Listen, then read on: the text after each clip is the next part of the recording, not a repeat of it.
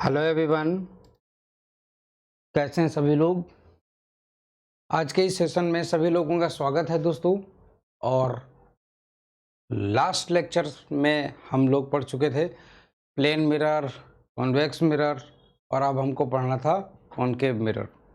तो concave mirror के बारे में थोड़ी सी चीज़ें जान लेते हैं, फिर उसके बाद में हम लोग आते हैं उस पोर्शन पर जो हमने आपसे कहा था कि न्यूमेरिकल वाला पार्ट हम लोग शुरू करेंगे।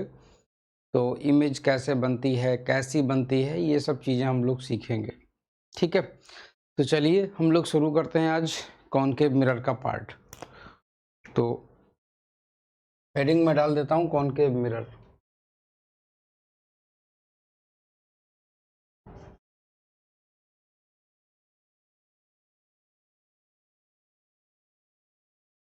कॉनकेव मिरर,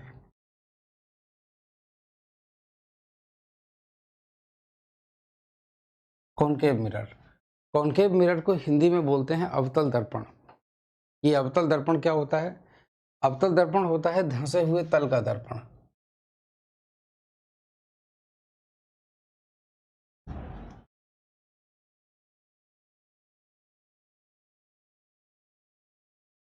अवतल दर्पण का मतलब होता है धंसे हुए तल का दर्पण। ठीक है, जैसे मान लीजिए कि ये तुम्हारा कोई गोला है। मान लीजिए ये तुम्हारा कोई गोला है, और अगर मैं बात करूं कि इसको मैंने यहाँ से ऐसे करके काट काट दिया, मान लीजिए ऐसे करके, और इसको मैंने इतना मिटा दिया ऐसे करके। ठीक है, और इसके बाहरी भाग पर मैंने इस तरीके से ऐसे ऐसे करके पॉलिश कर दी।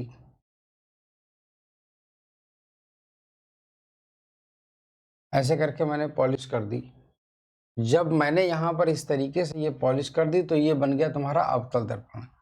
तो ये था गोलीय अवतल दर्पण। इसको हम लोग बोलते हैं गोलीय अवतल दर्पण। ये किसी गोले को काट करके बनाया गया है। ये स्फेरिकल कॉनकेव मिरर है। ठीक है, ये तुम्हारा स्फेरिकल कॉनकेव मिरर है। पूछो क्यों? क्योंकि जैसा कि मैंने आपको बताया कि ये एक स्फेयर को कट करके बनाया गया है इस तरीके से, ऐसे करके। ठीक है ना, ये एक स्फेयर को कट करके ऐसे करके बनाया गया है इस तरीके से। तो इसको हम लोग बोलेंगे स्फेरिकल कॉनकेव मिरर।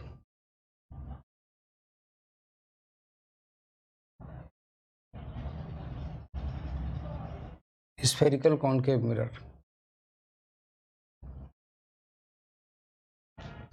और एक होता है पैराबोलिक कॉनकेव मिरर, इस तरीके का। इसमें क्या होता है कि जैसे इस तरीके का आकार होता है मिरर का। इसकी दो बाहें होती हैं और जिसके बैक साइड में सरफेस पर पॉलिश कर दी जाती है चांदी की। जिसके बैक साइड पर चांदी की पॉलिश कर दी जाती है इस तरीके से, इस तरीके से। और ये जो इसकी दोनों बाहें होती हैं, ये दोनों बाहें बिल्कुल खुलती चली जाती हैं ऐसे करके। ये दोनों कभी मिलती नहीं है। ठीक है, तो इस तरीके का जो मिरर होता है इसको हम लोग बोलते हैं parabolic concave mirror.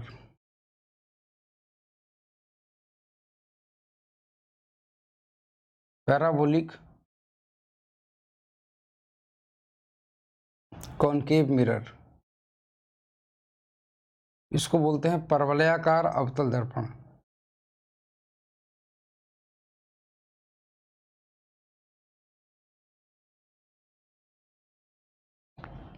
परवलयाकार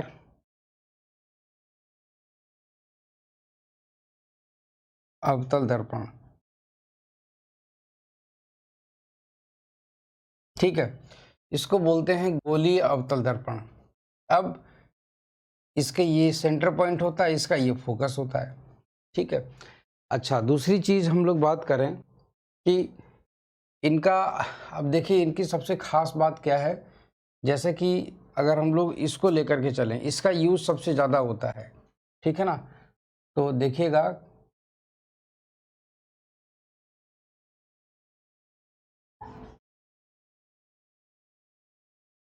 applications of parabolic concave mirror.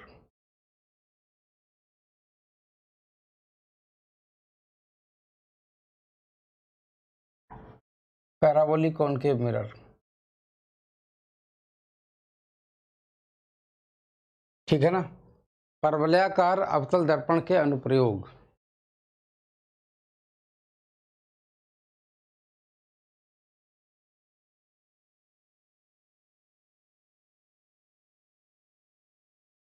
परवलयाकार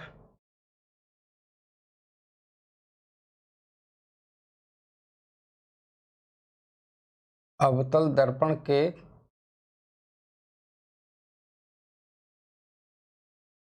अनुप्रयोग।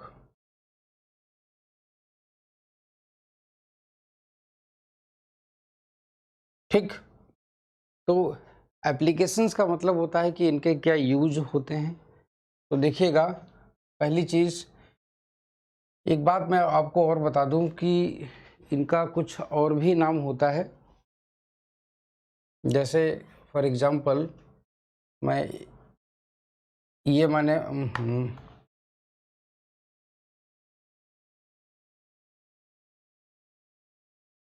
ये मान लीजिए कि कुछ इस तरीके से कोई मिरर बना हुआ है, इस तरीके का,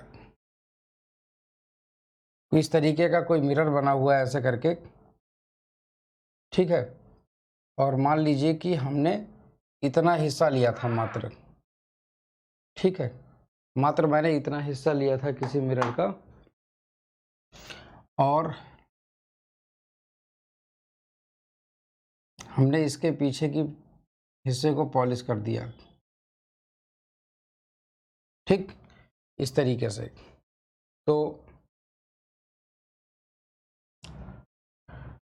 अगर हम लोग ध्यान से देखें, जो इसके बीचों बीच से जाने वाली लाइन है, इसको हम लोग बोलते हैं प्रिंसिपल एक्सिस।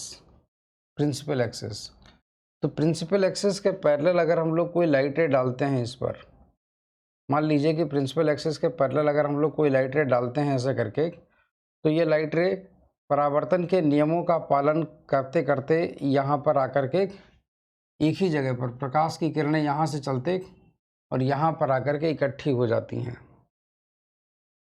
यहाँ पर आकर के इकट्ठी हो जाती हैं।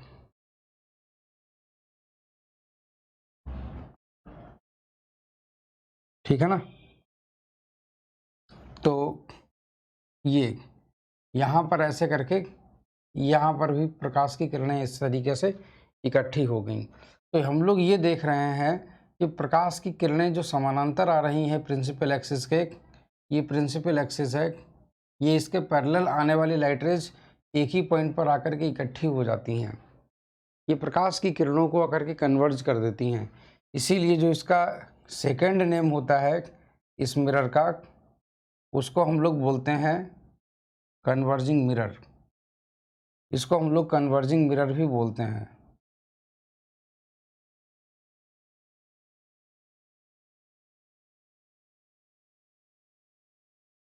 इसको अभिसारी दर्पण भी कहा जाता है।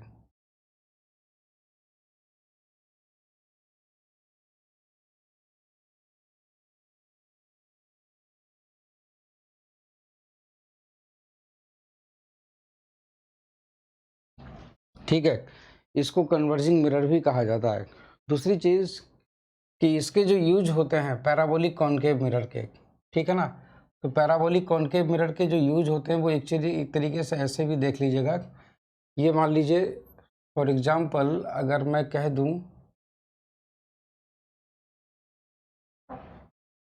हम्म हम्म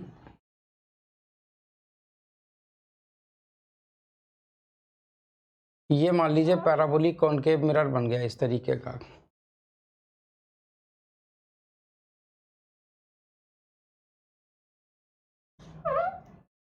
बन नहीं पा रहा सही से इस तरीके।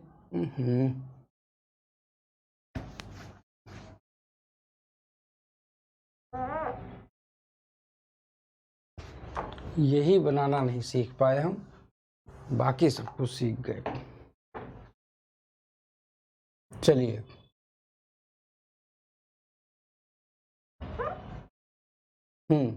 ये तुम्हारा कॉनकेव मिरर बन गया इस तरीके से, ठीक है। ये तुम्हारा कॉनकेव मिरर बन गया इस तरीके से ऐसे करके। चलिए, तो हमने क्या किया, इसके पिछले साइड में ऐसे ऐसे ऐसे ऐसे ऐसे ऐसे करके मैंने ऐसे ऐसे ऐसे ऐसे ऐसे ऐसे ऐसे ऐसे करके मैंने मिरर बना दिया। इस मिरर के फोकस पर हमने एक लाइट का सोर्स रख दिया यहाँ पर ऐसे करके। ये लाइट सोर्स था, इस तरीके से मैंने लाइट सोर्स रख दिया। ठीक, लाइट सोर्स मतलब प्रकाश का स्रोत, प्रकाश का स्रोत। अब हुआ ये कि प्रकाश का स्रोत मैंने ऐसे करके रख दिया, मगर प्रकाश की किरणें जो उससे चलती हैं निकल करके, प्रकाश की किरणें जो इससे निकल के बाहर मतलब चलती हैं, वो मिरर से टकराने के बाद, वो मिरर से टकराने के बाद ऐसे करके, वो मिरर से टकराने के बाद ऐसे करके वापस चली जाती हैं इस तरीके से ऐसे करके।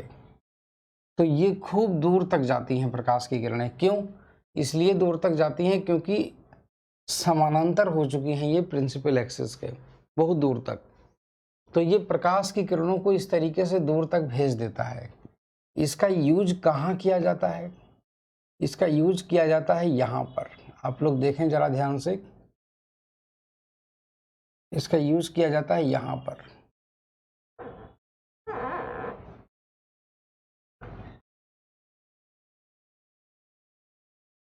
ठीक है ना?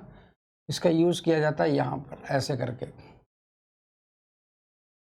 इस तरीके से ऐसे करके इसका यूज किया जाता है, यूं करके, यूं। आपने देखा होगा टॉर्च में भी एक मिरर लगा होता है बल्ब के पीछे।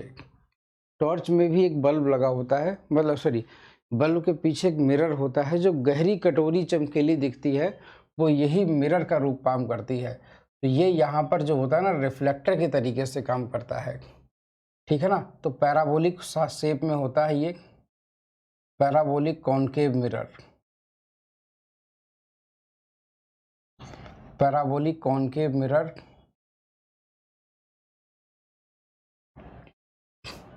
As light reflector.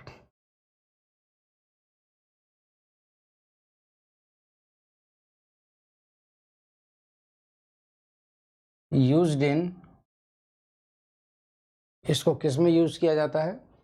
Used in torch, search light,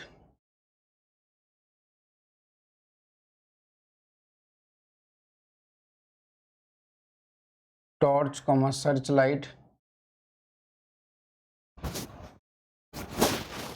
car headlight,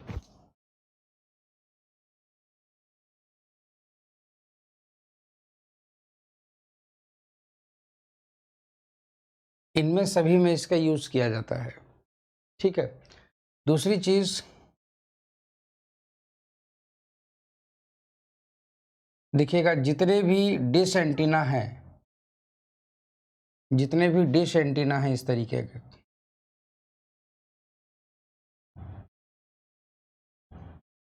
इनके जो छतरी होती है पैराबोलिक शेप में होती है। यहाँ पर लगाया जाता है रिसीवर और यहाँ पर होता है सैटेलाइट दूर कहीं पर। सैटेलाइट से आने वाले जो सिग्नल होते हैं वो इससे टकराने के बाद, वो इससे टकराने के बाद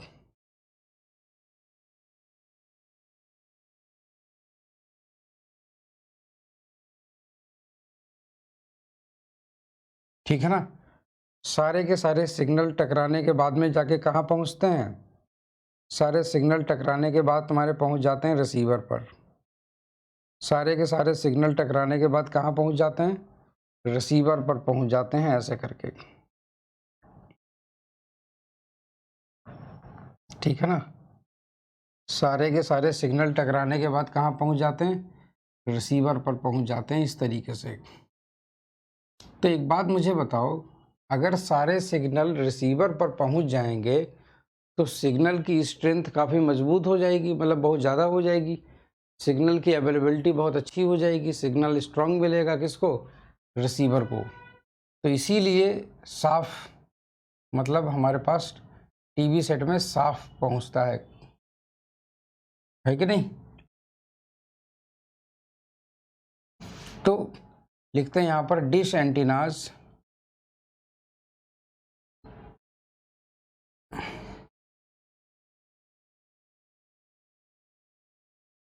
आर मेड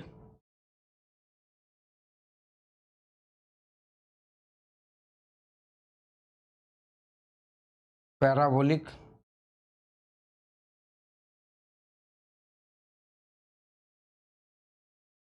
कॉनकेव शेप्ड। जो डिश एंटीना होते हैं वो परवलयाकार अवतल होते हैं, ठीक है।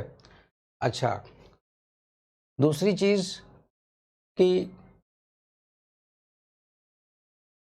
ये मिरर जो होता है ये शेविंग के समय यूज किया जाता है। इसमें इमेज बड़ी बनती है जब नज़दीक से देखते हैं। तो this mirror is also known as shaving mirror.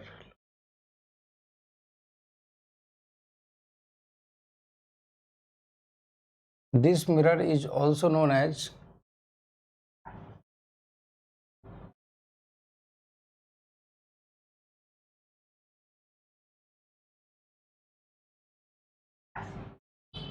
Shaving mirror. This mirror is also known as shaving mirror. इसे हजामती दर्पण भी कहा जाता है, ठीक है। और इसमें रियल इमेज बनती है कब? जब वस्तु फोकस और अनंत के बीच रखी जाए तब, ठीक है। When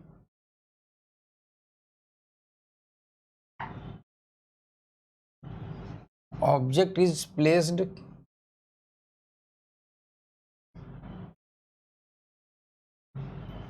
between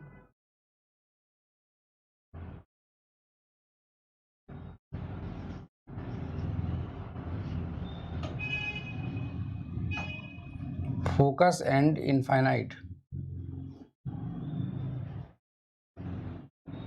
when object is placed between focus and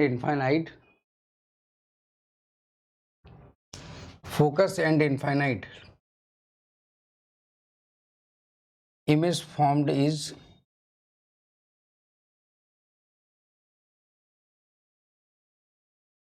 real। जब वस्तु को फोकस और अनंत के बीच में रखा जाएगा तो बना हुआ प्रतिबिंब असली होगा, ठीक है। कहने का मतलब ये है कि मान लो जैसे ये तुम्हारा मिरर है, ठीक है। मान लो ये तुम्हारा मिरर है इस तरीके से, ठीक है। इस तरीके से तुम्हारा मिरर है, मान लीजिए।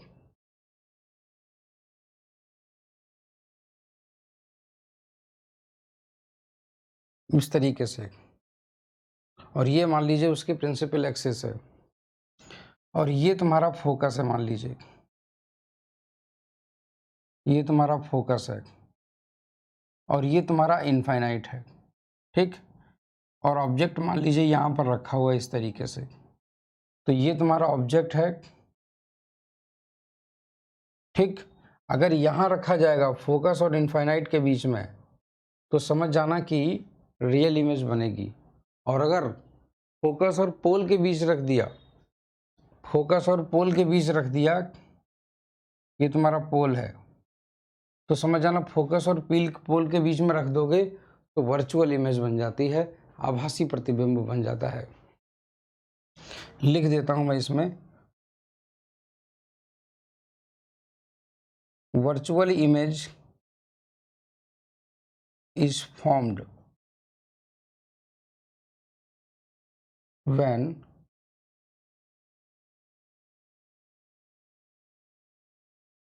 object is placed between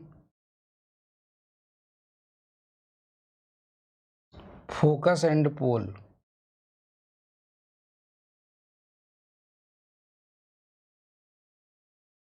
ये मैं अपने मन से नहीं बता रहा हूँ, ये सच बात है। उसका रीज़न है क्योंकि जब तुम यहाँ पर डालोगे ना, जब तुम यहाँ पर कोई भी वस्तु रख दोगे तो क्या होगा, प्रकाश की किरणें यहाँ से ऐसे करके चलेंगी और यहाँ जाएंगी, ऐसे करके टकराएंगी, और वो टकराते हुए बाद में ऐसे करके चली जाएंगी, ऐसे करके। और आँखों पर जब जाकर के प्रकाश की किरणें गिरेंगी तो आँखों को लगेगा प्रकाश की किरणें यहाँ से आ रही हैं, यहाँ से। तो फोकस और पोल के बीच में जब हम लोग वस्तु रख देते हैं तो वस्तु को, वो जो मिरर होता है ना, वो कॉनकेव ना, उसको लगता है कॉनकेव है ही नहीं, उसको लगता है ये समतल दर्पण है, उसको समतल दर्पण नज़र आने लगता है। अप्रॉक्सीमेट समतल दर्पण कह सकते हो, अप्रॉक्सीमेट प्लेन मिरर उसको लगने लगता है। तो इसी वजह से, क्योंकि जैसे जैसे उसके नज़दीक जाएगा तो उसकी रेडियस ऑफ कर्वेचर जो होती है वो बढ़ती चली जाती है। तो यहाँ पर इसी वजह से जो है इमेज तुम्हारा वर्चुअल बनने लगता है, ठीक है ना। तो ये चीज़ है और कोई चीज़ नहीं है, उल्टा हो जाता है ऐसा। आई होप सो कि आप लोगों को ये चीज़ क्लियर हो गई होगी। इसके बाद में हम लोग मिरर फार्मूला पढ़ेंगे। मिरर फार्मूले से देखेंगे कि सवाल कैसे लगते हैं, कैसे सवाल पूछे जाते हैं, ठीक है। और वो बहुत इम्पॉर्टेंट होगा। बहुत सारे बच्चे ऑप्टिक्स के, खासकर ऑप्टिक्स मतलब बोले तो प्रकाश वाले चैप्टर से सबसे ज़्यादा क्वेश्चन से डरते हैं। तो क्वेश्चन से डरने की कोई ज़रूरत नहीं है, मैं हूँ ना यहाँ पर, है कि नहीं। तो टेंशन लेने की कोई ज़रूरत नहीं। Bye bye.